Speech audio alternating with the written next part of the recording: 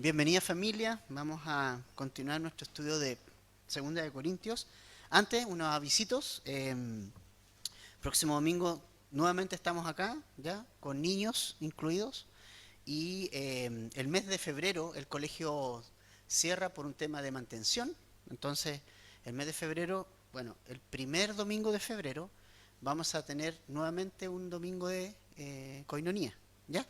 Entonces lo vamos a hacer nuevamente en el campo y vamos a tener ese día estudio y almuerzo juntos, ¿vale? Entonces para que se vayan preparando igual para ese primer domingo de febrero. Así es que, y los demás días de febrero, bueno, eh, probablemente vamos a solamente estar en línea esos 3 domingos, porque son poquitos, son como 3 domingos de febrero nomás. Entonces luego en marzo retomamos con todo de nuevo, con niños y todo, ¿ya? Así es que para que estemos orando por eso, también pido que puedan estar orando por mi viaje. Voy a estar, por la gracia de Dios, enseñando el libro de Mateo en el Instituto Bíblico de Trujillo, en Perú, en el Instituto de Calvary Chapel. Entonces voy a estar allá un par de semanas. Y entonces les pido sus oraciones también, porque más que por mí, por los alumnos, pobres alumnos, ¿no? Pero bueno, eh, pedirles las oraciones por eso también, ¿ya? Vamos entonces a nuestro estudio de hoy, a Segunda de Corintios capítulo 6. Vamos a estar allí desde el verso 1, vamos a estudiar hasta el 13. Pensaba estudiar el capítulo completo, pero la verdad no, anoche estaba ahí, ayer en realidad, como viendo el tema y que finalmente iba a compartir, y en realidad es muy largo para compartirlo completo. Eh, el apóstol Pablo, ¿cierto? En esta segunda carta lo que ha hecho es abrirnos su corazón. De hecho, por eso la serie se llama así, ¿no? De corazón abierto. Pablo nos ha abierto su corazón a cada uno de nosotros. Él lo que quiere es un poco compartir desde la intimidad, ¿cierto? Lo que es el ministerio, porque finalmente hay muchos acusadores contra Pablo que lo acusan de alguien que no es un verdadero apóstol. Y estas personas que lo estaban acusando eran los falsos apóstoles, ¿no? Que personas que llegaron a la iglesia de Corinto y llegaron con el afán de simplemente cuestionar lo que se estaba haciendo. Y muchos hermanos en quien Pablo invirtió mucho tiempo, lo estaban como así como ya mirando como, ¿será verdad? ¿Será que Pablo nos ama? Y considerando más aún la primera carta, entonces ellos dudaron un poco, ¿y será que Pablo nos ama realmente? Porque fue una carta bastante dura, pero él, de hecho la evidencia del amor de Pablo hacia la iglesia es que obviamente esa carta fue así como fue. O sea, había cosas que corregir y creo que como un buen padre espiritual, Pablo corrigió a sus hijos espirituales también. Y le ha estado compartiendo Pablo en estos últimos pasajes, últimos versículos, varias cosas importantes, ¿verdad? Principalmente vimos la semana pasada que el Señor nos ha encargado a nosotros el ministerio de la reconciliación. O sea, Él nos ha reconciliado a nosotros con Dios, a través de Dios nos ha reconciliado con Él a través de Jesucristo. Vimos que eso también, ¿cierto?, es una iniciativa del Señor. El Señor es el que lo hace, y nosotros simplemente lo recibimos por la fe, que nosotros también a través de eso hemos sido nacidos de nuevo por el Espíritu Santo, y somos nuevas criaturas, pero que ahora, cierto, también tenemos una tarea, y esa tarea es ser el parlante de Dios que le diga a este mundo que se tiene que reconciliar con Él. O sea, si esta tarea que nosotros tenemos como cristianos, como iglesia, es decirle a este mundo que hay un Dios que quiere reconciliarse con este mundo, ¿no?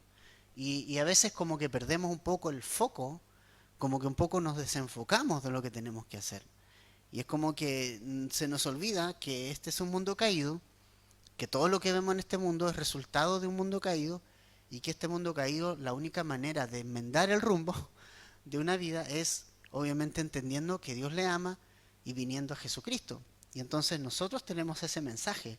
Y Pablo dice, va más allá. Pablo dice que nosotros somos embajadores en el nombre de Cristo, ¿no? Dice, voy a leer el verso 21 y 22 porque ustedes saben que los capítulos no existían en la Biblia. O sea, eso se los pusieron los hombres para identificar un poquito los temas, pero es una sola carta, ¿ya? Entonces tenemos que retomar desde el verso 21 y 22 del capítulo 5, donde dice, por tanto, dice, somos embajadores de Cristo, como si Dios rogara por medio de nosotros.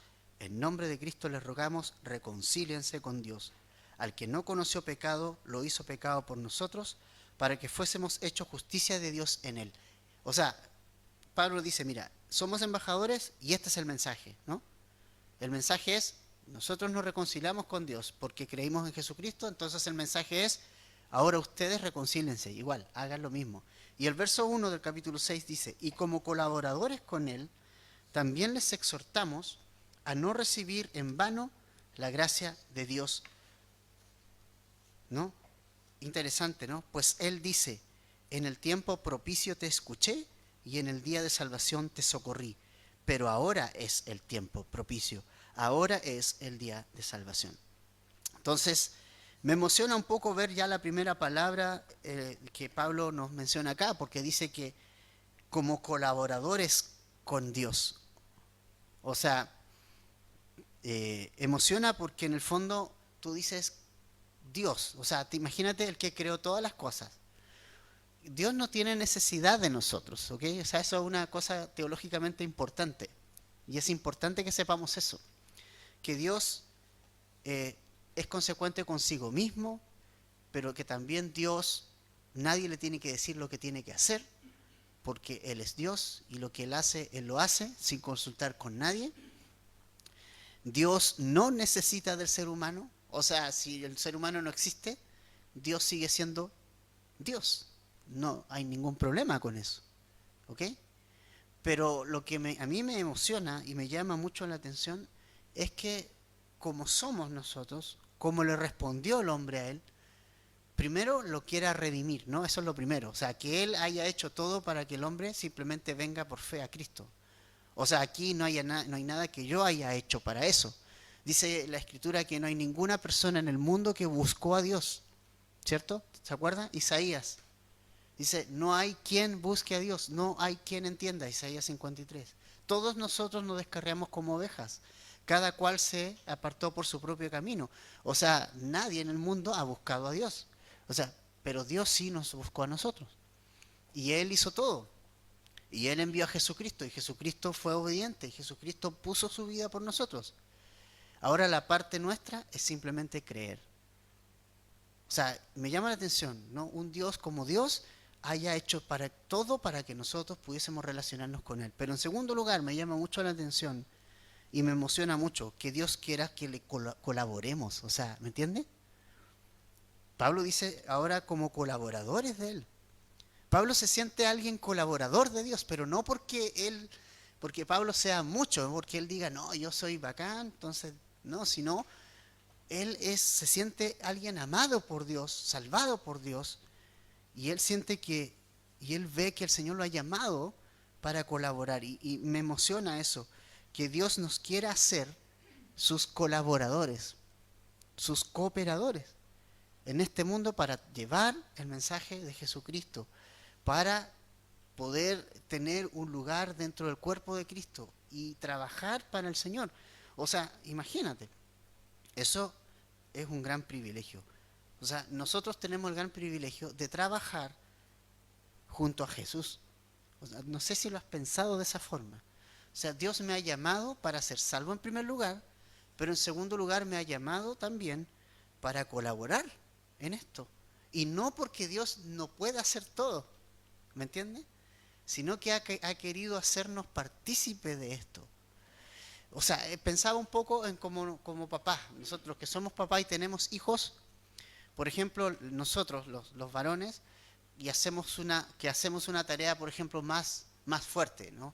Por ejemplo, martillar o arreglar algo, y nuestro hijo hombre se acerca y nos dice, papá, te ayudo, chiquitito. Uno sabe que no puede ayudarle, o sea, uno sabe que no va a hacer nada porque no sabe, porque no entiende lo que estoy haciendo, pero ¿qué hace uno como papá? Le dice, ya hijo, ayúdame. Y le pasa un martillito chiquitito o algo y empieza como a martillar y en realidad no hace mucho. O sea, para el papá no significa ayuda eso, pero el papá lo hace partícipe, ¿cierto?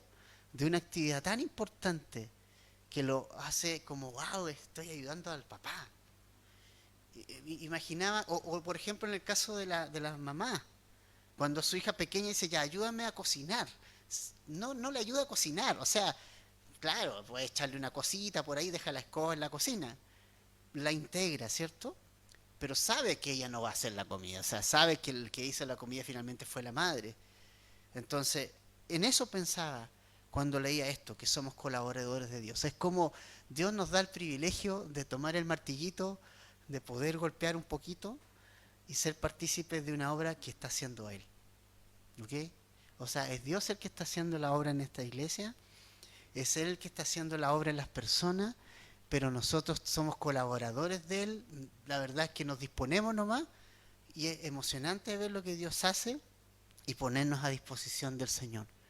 Y de verdad que quienes no están como tomando el ministerio, tomando el servicio del Señor, yo les animo a hacerlo porque nos transformamos en estos colaboradores pequeñitos de Dios que no, a lo mejor no somos nosotros los que hacemos la obra final, pero sí cooperamos. O sea, el Señor quiere usarnos para ese propósito y nos pasa el martillito, ¿cierto? Para que nosotros podamos hacer algo y cooperar. Y eso yo lo encuentro fantástico, ¿no? Es como que nos hace sus colaboradores y, y colaboramos con Él en esto, ¿no? No somos obviamente los que hacen la obra, ¿no? El que hace la obra es el Señor, pero podemos llegar a ser colaboradores del Señor. Cuando tomamos el lugar que nos corresponde en la iglesia, cuando servimos en la iglesia, cuando hacemos algo para el cuerpo de Cristo y cooperamos, ¿no?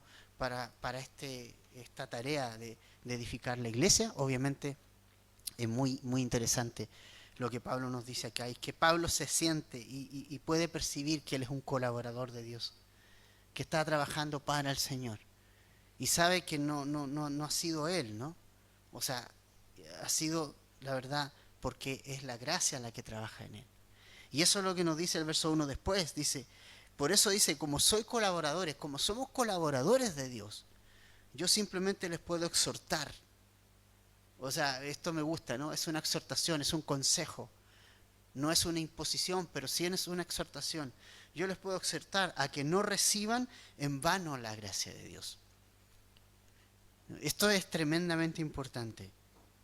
Pablo en este capítulo exhorta mucho, exhorta mucho.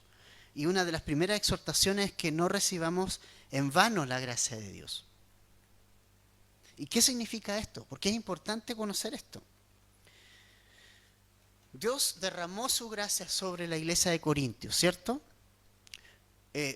Porque la iglesia de Corinto, ya sabemos, está en un contexto de idolatría, ¿cierto? La ciudad era súper idólatra, o sea, abundaba el pecado, ¿cierto? Había inmoralidad sexual, había desviación sexual en muchas personas, había mucha pedofilia, mucha homosexualidad, había mucha idolatría que incluía el culto con sexo ahí en vivo, ¿no? Así, de fuerte en la ciudad, había mucho juego, mucha prosperidad, mucho dinero, era un puerto, o sea, realmente había muchas cosas allí, pero el Señor en esa ciudad agarró a estas personas siguieron a Jesús y Jesús cambió sus vidas. Eso es gracia, ¿cierto? Entonces esta iglesia había recibido la gracia de Dios, había dicho, ok, te recibo y fueron salvos. Experimentaron esa gracia. Pero ¿cuál es el problema? ¿Cuál es el problema de recibir? Bueno, recibimos la gracia salvadora y amén por eso. Pero ¿por qué entonces la gracia se puede llegar a ser vana en algo? Algo vano es algo que se desvanece, ¿cierto? Es algo que finalmente no provoca el resultado que nosotros o que se esperara, ¿cierto? Eso es desvanecerse. Cuando algo se desvanece, pareciera que va a ser, pero no fue, ¿cierto? Se desvaneció, se derritió. Entonces, estas personas, ¿por qué Pablo les exhorta a no recibir en vano la gracia de Dios?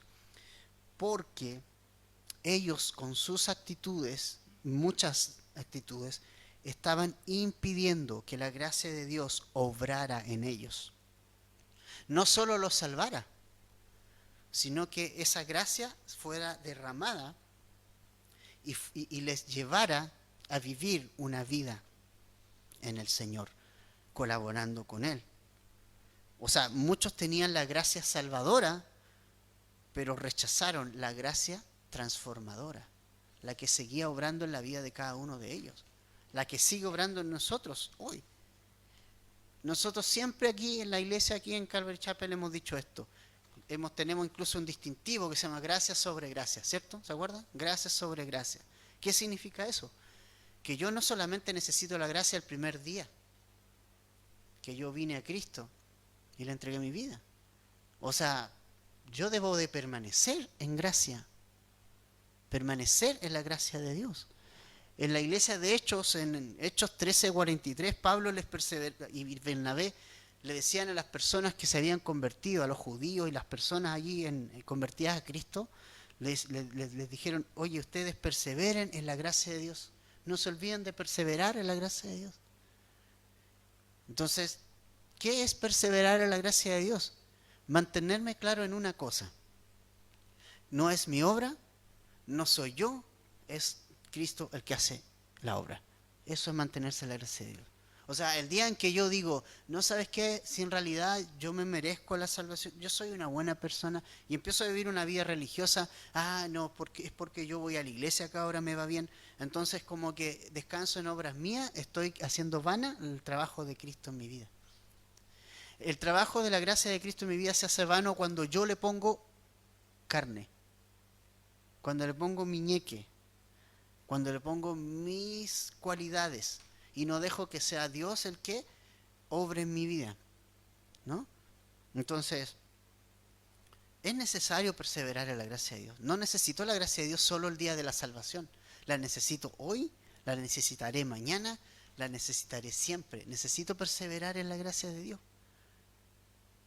¿O a poco no pecamos hoy siendo cristianos? ¿Qué dice Juan en su primera carta? Que el que dice que no ha pecado es mentiroso, ¿cierto? Después de cristianos, no esperemos que vamos a volar y vamos a estar en las nubes, porque estamos súper terrenales, todavía estamos en este cuerpo, recuerden ustedes, y este cuerpo es de naturaleza pecaminosa y vamos a pecar. No nos gusta hoy día pecar, sí, es distinto, porque ahora nos pone contentos como antes, ¿no? Antes el pecado nos ponía contentos, hoy día no. Hoy día el pecado nos entristece porque tenemos una relación con nuestro Padre, pero necesitamos esa gracia para seguir, ¿cierto? Necesitamos esa gracia para seguir. Que el Señor nos perdone, que el Señor nos limpie. Cada día yo necesito pedir perdón al Señor, todos los días. Señor, perdóname hoy día porque probablemente no me doy ni cuenta y he estado pecando contra el Señor. Ni siquiera me doy cuenta y le digo, Señor, incluso no sé, a lo mejor no me di ni cuenta, Padre, muéstrame qué pasó hoy, pero perdóname, o sea, y límpiame. ¿Y qué es eso? Eso es gracia. Entonces es perseverar en la gracia del Señor, en lo que Él hizo. Vamos a estudiar después de 2 Corintios la carta a los Gálatas. Y allí habían personas que estaban cayendo de la gracia. ¿Qué significaba eso? Que ellos se estaban justificando en sí mismos y estaban retomando la ley. Estaban diciendo, no, usted tiene que, entregó su vida a Cristo, pero usted tiene que circuncidarse, usted tiene que hacer esto, y estaba cayendo de la gracia. No estaban perseverando en ella. Entonces, cuando hacemos eso, cuando nos justificamos nosotros mismos y pensamos, no soy bueno y tengo algo, entonces comenzamos a hacer vana la gracia de Dios. La gracia de Dios se convierte en algo vano. Y fíjate que no tiene nada que ver con trabajar harto para el Señor. Yo puedo trabajar con el Señor y depender de su gracia. Pablo fue el que más trabajó de todos los apóstoles.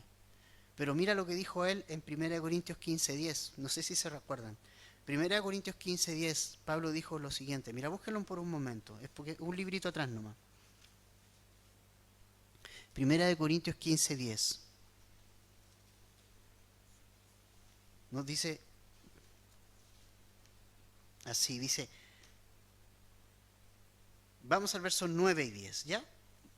Dice, porque soy el más insignificante de los apóstoles, que no soy digno de ser llamado apóstol, pues perseguí a la iglesia de Dios. Pero por la gracia de Dios soy lo que soy. Y su gracia para conmigo no resultó vana. Es contrario a los corintios, ¿verdad? Antes bien, he trabajado mucho más que todos ellos, aunque no yo, sino la gracia de Dios en mí. ¿Ok? La gran diferencia de Pablo era que la gracia en él no había sido vana. ¿Por qué? Porque esa gracia que lo salvó y lo transformó es la gracia que lo está usando también. Es la gracia que lo está usando para el ministerio. Es la gracia que lo está haciendo trabajar. Él no está trabajando para ganarse el cielo. Él está trabajando por la gracia, que fue salvo, ¿me entiendes? Es muy diferente eso. Cuando nosotros trabajamos para el Señor y hacemos algo para el Señor, no lo hacemos para ganarnos el cielo o la salvación. Y ahí está el error. Nosotros lo hacemos por gratitud a la gracia de Dios, por haber recibido la gracia de Dios. Entonces yo te quiero servir, Señor, por la gracia, ¿no? Por la gracia de Dios. Por la gracia que tú me derramaste, que tú me entregaste, que tú derramaste sobre mi vida. Entonces, por la gracia de Dios, dice Pablo, soy lo que soy. Yo no soy lo que soy porque la ley me lo trajo, porque yo soy bueno. No, dice, la gracia de Dios trabajó en mí, la gracia de Dios yo la recibí, y la gracia de Dios no es en vano porque yo estoy trabajando. Y he trabajado mucho más que todos los apóstoles, dice Pablo. Y vaya que sí. Vamos a ver un poquito más adelante qué pasó. Entonces, una evidencia de no haber recibido la gracia de Dios en vano es que estarás colaborando para Jesús. Que vas a estar activamente trabajando por Jesús. Porque la gracia nos mueve. La gracia no deja a nadie sentado en una silla. Cuando la gracia de Dios te impacta, la gracia de Dios va a obrar en tu vida y tú debes dejarlo obrar. Y eso es algo que me encanta porque Dios nos respeta nuestra decisión. Dios, a través de su gracia, Dios quiere derramarla sobre tu vida, pero quiere hacer muchas cosas a través de ti. Quiere que tú seas su colaborador y necesitas bañarte de la gracia de Dios entera para hacer eso. ¿Okay? Pablo nos dice, yo trabajé fuertísimo para el Señor y esto es la gloria es para mí. Pablo dice, es la gracia de Dios la que ha trabajado conmigo. Es la gracia de Dios la que ha hecho todo. Y es bueno reconocer eso. Ahora, tanto esa gracia salvadora como la gracia que nos mantiene en Cristo está disponible, ¿no? Dice el verso, volviendo a nuestro pasaje de hoy, dice el verso 2, ¿cuándo es el tiempo de recibir esa gracia? Dice, ahí cita a Isaías, el apóstol Pablo. Cita el libro de Isaías. En el tiempo propicio te escuché y en el día de salvación te socorrí, pero ahora es el tiempo propicio, ahora es el día de salvación. ¿Cuándo es el día de salvación? Ahora. ¿Cuándo es el tiempo propicio para tomar una decisión? ¿Cuándo dice ahí? Ahora. O sea, fíjate, aquí hay una exhortación muy importante. En el fondo lo que nos está diciendo Pablo es, no pierdas el tiempo. O sea, no dejes una decisión tan importante para mañana, porque no sé si lo habías pensado, pero ¿qué sabes tú si estamos mañana? De hecho, no sé ni siquiera qué va a pasar conmigo saliendo de acá. Tampoco sé si voy a salir de acá. ¿O alguien lo sabe? No, ¿verdad? Yo no sé. Por eso la decisión es ahora. Y el tiempo en tomar decisiones para el Señor es ahora. Ya sea que si alguien no ha recibido a Cristo, si no ha recibido por fe la gracia salvadora de Jesucristo, la tiene que tomar esa decisión ahora ya. O sea, es demasiado importante la eternidad. Una decisión que va a implicar, tiene una implicancia eterna. No que va a durar una decisión que va a durar 2, 3 años. Cuando tú tomas una decisión, como por ejemplo, pongamos una decisión importante, a ver, en la vida. Casarse, por ejemplo, o qué carrera estudiar, a qué me voy a dedicar. ¿Ok? Le dedicas y tomas una decisión en torno a eso, ¿verdad? Ya, yo me voy a casar. Ahora, te casas sabiendo algo, que la muerte te va a separar de tu cónyuge. El pastor te dice hasta que la muerte los separe. Entonces tú piensas, chanfle, ¿cierto? Esto tiene un límite. Tomé una decisión mortal, a lo mejor, y me encanta vivir con mi esposa, tener mis hijos, pero no es para toda la vida. Va a haber una instancia en que vamos a morir. Estudié una carrera, mi vida laboral va a terminar a lo mejor antes de que yo piense. O sea, si esas decisiones importantes son para cosas que son temporales, imagínate la decisión de seguir a Jesús, que es una decisión que va a determinar dónde vas a pasar la eternidad. O sea, así de fuerte, así de clave. Y entonces no sé por qué mucha gente espera y espera y espera. Si finalmente el tiempo es ahora, ¿qué usted está esperando qué? Hay gente que dice, no, mira, yo todavía no soy muy joven, tengo que disfrutar la vida, vivir la vida, living la vida loca, ¿sí? Y después, ¿ya? ¿Y qué sabes si tú vas a sobrevivir a esa vida loca? ¿Qué sabes? Interesante, ¿no? O sea, es una decisión que tomar hoy. Y también como cristiano, a lo mejor, porque Pablo lo está escribiendo a cristianos.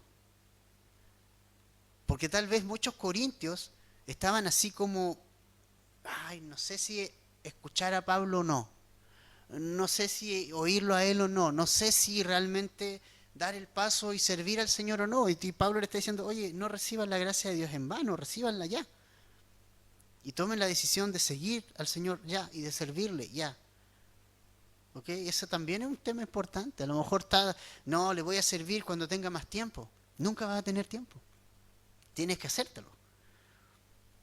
No, le voy a servir cuando, no sé, tengo que trabajar primero, tengo que hacer estas cosas primero y después te vas a encontrar con que no tienes la energía ni la fuerza suficiente para darle al Señor lo que tú quisieras darle, ¿no? Como Eclesiastés dice, antes de que vengan los días malos, en que digas, no tengo en ellos contentamiento. O sea, piensa en Salomón que escribió eso, que ¿qué no probó Salomón? O sea, cada vaso de jugo de uva que probaba Salomón lo probaba de vasos de oro distintos. Él podía decir un día, a ver, yo quiero tomar jugo de uva en ese vaso de oro. Y el otro podía decir, yo quiero ahora ese. Salomón se sentaba en un trono, pero un asiento, pero de marfil, podía elegir en qué trono sentarse. Tristemente experimentó con muchas mujeres. Tenía una debilidad por mujeres extranjeras. Entonces, ¿quién no experimentó, verdad? Tuvo poder, tuvo de sabiduría. Y él terminó diciendo, ¿sabes qué? Vanidad de vanidades, todo es vanidad. Y él terminó diciendo, el fin de todas las cosas, el fin de todo discurso simplemente es es teme a Dios y apártate del mal. O sea, lo que él no hizo en su juventud. ¿Ok? Entonces, por eso las decisiones familia tienen que ser como ya, ahora. Dios ha derramado su gracia sobre nosotros. Y Él ahora quiere que esa gracia también no sea vana. Y tengo que preguntarme esta mañana si tal vez esa gracia, claro, recibí la gracia salvadora, pero tal vez lo estoy haciendo vana porque no veo la obra de Jesús en mi vida, no veo que Él esté haciendo algo en mí. Y es porque tal vez no he recibido, hay algo en mí que no está permitiendo que el Señor trabaje en mi vida. Y son esas cosas las que tengo que eliminar, sacar y no recibirla en vano la gracia del Señor, ¿no? Entonces, nosotros decimos, mañana, siempre mañana, pero tal vez no haya un mañana para nosotros. O más rato, tal vez no haya un más rato para nosotros. Por eso la urgencia. Hoy es el tiempo propicio, ¿no?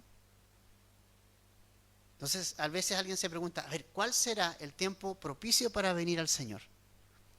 Aquí está la respuesta. Hoy. Ese es el tiempo propicio. No hay otro más propicio que el hoy, que el presente, que el tomar una decisión hoy día. ¿Ok? Entonces, y mira cómo Pablo continúa hablando en el verso 3 al 8, como de esta eh, respuesta de gracia y cómo una vida impactada por la gracia de Dios puede hacer lo que Dios puede hacer en la vida de una persona.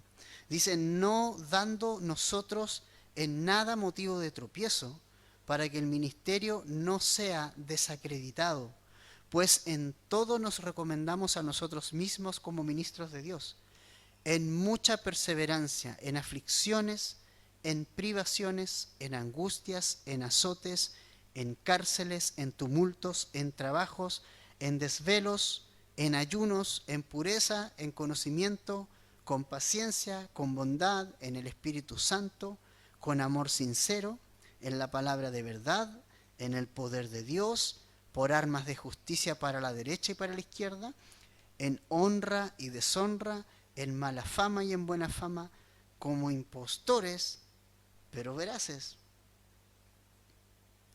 O sea, lo que nosotros vemos aquí, que el ministerio de Pablo es fruto de la gracia de Dios y un ministerio acreditado por Dios. Cuando una universidad no es acreditada, ¿cierto? No da confianza, ¿sí? ¿Cierto que es no? Porque no ha pasado un proceso. El proceso de acreditación, te revisan qué profesores tienes, si los profesores tienen postítulos, diplomados, especialidades, te revisan si las mallas curriculares son exactamente las que se necesitan y las horas necesarias para formar un buen profesional. Administrativamente también revisan cómo se hacen los cobros, cómo se lleva la administración. O sea, es un proceso larguísimo. Y tiene que tener ciertos parámetros y cumplir con ciertos parámetros. Y te dicen, ya, tú estás acreditado por 5 años o solo por 3. ¿Ok? Bueno, el ministerio de Pablo pasó la prueba del Señor, de un ministerio acreditado por Dios, por estas cosas que acabamos de ver. Porque el deseo de Pablo era no dar motivo de tropiezo a ninguna persona para que el ministerio no sea desacreditado. O sea, a Pablo le interesaba de sobremanera que el ministerio de Jesucristo no sea desacreditado. Eso es súper importante. Pasó todas las pruebas de rigor, porque Pablo desea no dar motivo de tropiezo alguno. O sea, ¿qué tal nosotros, no? O sea, ¿es nuestra filosofía esa? ¿No dar ocasión de tropiezo a nadie? Esa es una cosa importante.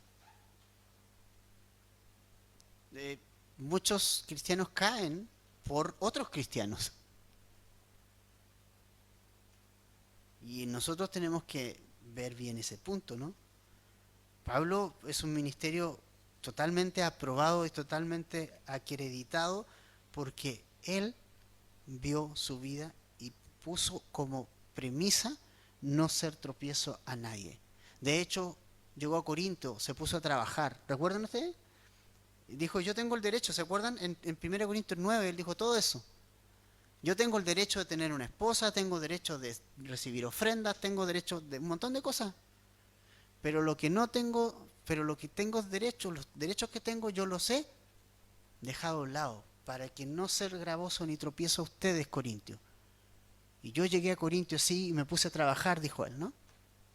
Para no ser tropiezo. Bueno, ese es un ministerio acreditado por Dios, acreditado por Él.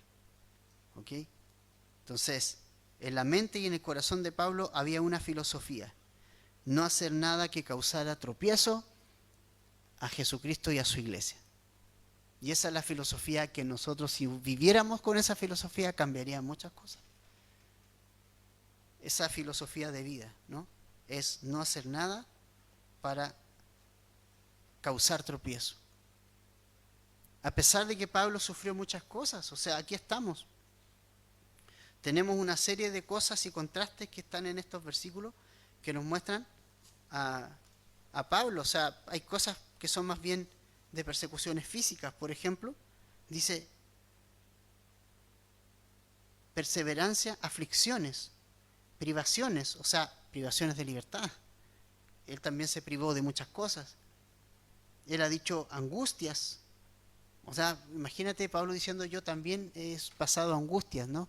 A veces pensamos que, no, los superapóstoles y como Pablo, los superhombres de Dios no pasaron los mismos problemas que yo. Él te está diciendo que pasó angustias. De hecho, en una oportunidad perdió la esperanza, en varias, de vivir. Cuando se estaba el clima con todas las tormentas ahí, en plena alta mar, perdió la esperanza de vivir. En azotes, una vez lo azotaron 40-1, le hicieron 39 azotes en su espalda, lo azotaron. En cárceles, ¿cuántas veces? En Filipo, encarcelado, asegurado los pies en el cepo, en lo más profundo de una cárcel húmeda y oscura, en donde cantaba himnos al Señor y donde llevó el mensaje de Jesús, tanto que el carcelero se convirtió. Luego dice en tumultos, ¿no? ¿Cuántas veces lo persiguieron? En trabajos, ¿cuánto trabajó? Y ahí empiezan las cosas espirituales. En trabajo. O sea, si hay alguien que trabajó para el Señor fue Él también. En ayunos, desvelos. O sea, no es que Pablo simplemente se dedicó a pasarla bien, ¿no? ¿Cierto? O sea, Pablo buscó al Señor de todo corazón. Orando, ayunando, en pureza, que es santidad, ¿no? Invirtiendo tiempo en el conocimiento de la palabra, siendo paciente, una palabra que a mí no me gusta mucho, ¿no? A nadie. En el poder del Espíritu Santo. ¿Cuánto necesitamos el Espíritu Santo para ser guiados? O sea, es clave depender del Espíritu Santo en nuestra vida. Clave. Lo necesitamos para tener una vida con el Señor real. Necesitamos ese poder en nosotros y la guía del Espíritu Santo en ciertas cosas. Siempre. La iglesia era dirigida por el Espíritu Santo. El Espíritu Santo hablaba, decía, apártenme a Bernabé y a Saulo. El Espíritu Santo lo dijo. Tal vez no tenían una Biblia ahí, pero el Espíritu Santo habló. Interesante, ¿no? O sea, la palabra sí, la palabra de Dios nos habla, y eso es verdad. Pero la guía del Espíritu Santo es otro punto, es otra cosa importante. Amor sincero, palabra de verdad, poder de Dios. O sea, todas estas cosas las hace y hace de Pablo un ministerio acreditado, ¿no? Versos 9 y 10, contrastes y paradojas del ministerio. Dice, somos tratados como desconocidos, pero bien conocidos, como moribundos, pero vivimos, como castigados, pero no condenados a muerte, como entristecidos, pero siempre gozosos, como pobres, pero enriqueciendo a muchos, como no teniendo nada, aunque poseyéndolo todo. O sea, estos son los contrastes y las paradojas de la vida cristiana. O sea, el mundo piensa una cosa de nosotros, pero Dios piensa otra cosa de nosotros. Y eso es lo rico, ¿no? ¿Y qué nos importa a nosotros? ¿Qué les importaba a los apóstoles? Más la opinión de Dios que la de ellos, que la de la gente. ¿Se acuerdan que cuando los tomaron detenidos ahí los judíos, los religiosos le preguntaron, le dijeron, ya, nosotros los vamos a dejar libres, pero les vamos a recomendar algo, no hablen nada del nombre de Jesucristo. ¿Se acuerdan? ¿Y qué dijo Pedro y Juan? Dijo, mira, no sé, lo lamento mucho, bien que no hayan dejado libre, pero nosotros no dejaremos de hablar lo que hemos, y ahí está la diferencia, lo que hemos visto y lo que hemos oído, o sea, lo que nosotros hemos experimentado de manera personal. Jesús se experimenta de manera personal. Cuando lo experimento de manera personal, esa es la gran diferencia que marca mi vida. Nosotros lo hemos visto, lo hemos oído, nosotros tenemos una comunión con Él y no vamos a dejar de hacerlo porque nosotros sabemos que es verdad y porque lo seguimos. Y nosotros no vamos, dijo Pedro y Juan, a parar de hacer esto. ¿Te fijas? O sea, la gente los trataba, tal vez nadie los conocía como grandes estrellas ni nada, pero Dios sí los conocía. Y es más importante que Dios te conozca que las personas te conozcan. ¿O no? El día que seas conocido, si Dios te conoce, amén. Soy su hijo, me conoce. ¿Ok? Tal vez la gente no me conoce. ¿Ah? Ni Santa Isabel me conoce. Pero si Dios me conoce, estamos bien. No importa que nadie más me conozca. Muchos nos ven como moribundos, ¿no? Pero nosotros vivimos la verdadera vida. Como castigados, pero no condenados a muerte. Porque la muerte aún no nos puede eliminar, ni sacar, ni quitar, ni separar del amor de Cristo. Como entristecidos, pero gozosos. O sea, van a haber momentos súper tristes, pero el gozo de Dios va a permanecer en nuestra vida. Como pobres, pero enriqueciendo a muchos. Interesante, ¿no? Mira a los discípulos, mira a los apóstoles, ¿qué tenían de características? Y no hablamos temas solo monetarios, sino no eran muchos sabios ni entendidos, pero Dios usó esas personas para cambiar el mundo entero y llegar hasta nosotros, hasta nuestros días, porque nosotros somos obra de eso. Es genial. Entonces, no vamos a ser muy conocidos acá, tal vez, pero Dios nos conoce bien y sabe que estamos haciendo su obra. Entonces, ¿cómo debe ser nuestra manera de vivir, familia? Como para ir cerrando. 2 Corintios 4:18, no poner nuestra vista en las cosas que se ven, sino en las que no se ven. Porque las que se ven son temporales, pero las que no se ven son eternas. Esa como que es la filosofía final del ministerio de Pablo, ¿no? Entonces, ¿qué importa más, el juicio de Dios o el juicio humano? ¿Qué importa más? ¿Okay? Somos pobres y reconocemos que somos pobres. Nuestra riqueza no proviene de nosotros, hablo espiritualmente. Nuestra riqueza proviene de Jesucristo. Él es rico, Él nos da. Pero yo soy pobre espiritualmente. ¿Y qué dice Mateo 5:1 Jesucristo de los pobres en espíritu?